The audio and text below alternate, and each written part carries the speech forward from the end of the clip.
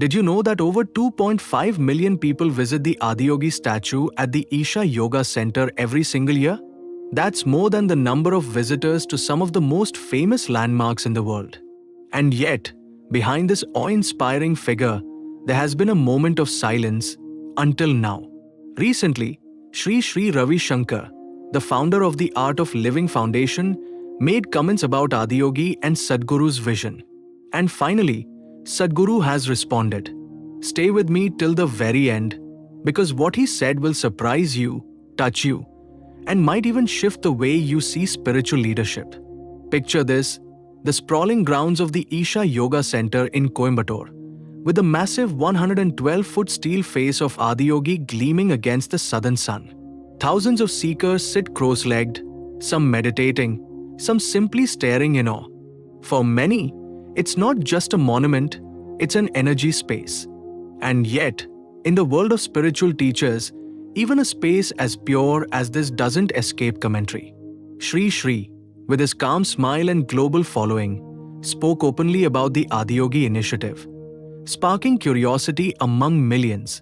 Sri Ravi Shankar has always been measured in his speech. When asked about Adiyogi, he shared that while he respected the idea of honoring Shiva, he wondered if the focus on a grand statue could sometimes overshadow the inner journey.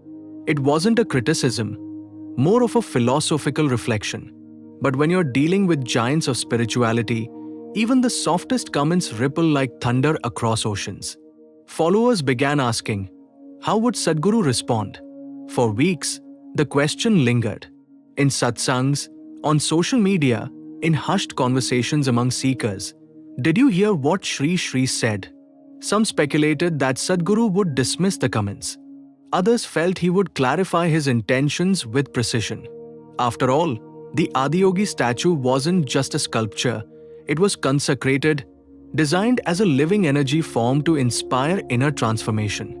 The anticipation for Sadhguru's response kept growing. Finally, during a gathering at the Isha Yoga Center, someone asked Sadhguru directly about Sri's remarks. The hall went quiet, and in his unmistakable, witty yet piercing style, Sadhguru smiled and said, "When someone speaks from their experience, it has value. But what we must always remember is, a tool is only as powerful as how it is used." Adiyogi is not about the steel or the size. It is about igniting a possibility in people who may otherwise never look inward. The crowd erupted in applause. Sadhguru wasn't reacting defensively. Instead, he turned the moment into teaching. He explained that symbols, spaces, and consecrated forms are not meant to replace inner work. They are doorways. Just as Sri has used breathwork and meditation techniques to awaken millions, Adiyogi serves as a reminder, a magnetic force pulling people towards the possibility of yoga. In his words, if one person looks at this face and begins their journey inward, then this form has served its purpose. What's powerful is that instead of framing it as disagreement, Sadhguru highlighted the harmony.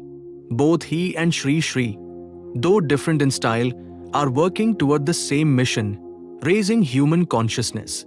While one emphasizes simple, accessible practices, the other manifests massive energy spaces. But at the heart of it all lies the same goal: to awaken humanity to its highest potential. In a world filled with division, this subtle respect between two masters is a lesson for all of us. Think about it in today's world. We live in times of distraction. Phones buzzing every 2 minutes, endless scrolling, stress piling up. For many, meditation feels impossible. But imagine standing before the towering face of Adiyogi, feeling the weight of thousands of years of yogic wisdom pressing gently on your being. That silence, it breaks through the noise. And for someone else, maybe it's Sri's calming voice leading them into a gentle breath practice at the end of a hectic day. Both paths lead inward. That's the beauty. What Sadhguru's response shows us is that true leadership in the spiritual world isn't about defending territory or comparing greatness. It's about clarity. It's about reminding people that whether it's through breath, meditation, or a consecrated space, the only journey worth taking is the inner one. And when masters like Sadhguru and Sri cross paths in dialogue, it creates a deeper trust, not rivalry, in seekers worldwide. So here's the takeaway. When you see the Adiyogi, don't just see steel and stone. See the possibility it represents. When you hear Sri's voice guiding a meditation, don't just hear words. Feel the doorways they open within you. Both are gifts. Both are reminders. And as Sadhguru himself says, what matters is not the tool, but whether you use it. If this conversation inspired you, don't keep it to yourself. Hit that like button, drop your thoughts in the comments, and subscribe for more stories that bring clarity, wisdom, and inspiration to your journey. The next moment of insight might just change your life.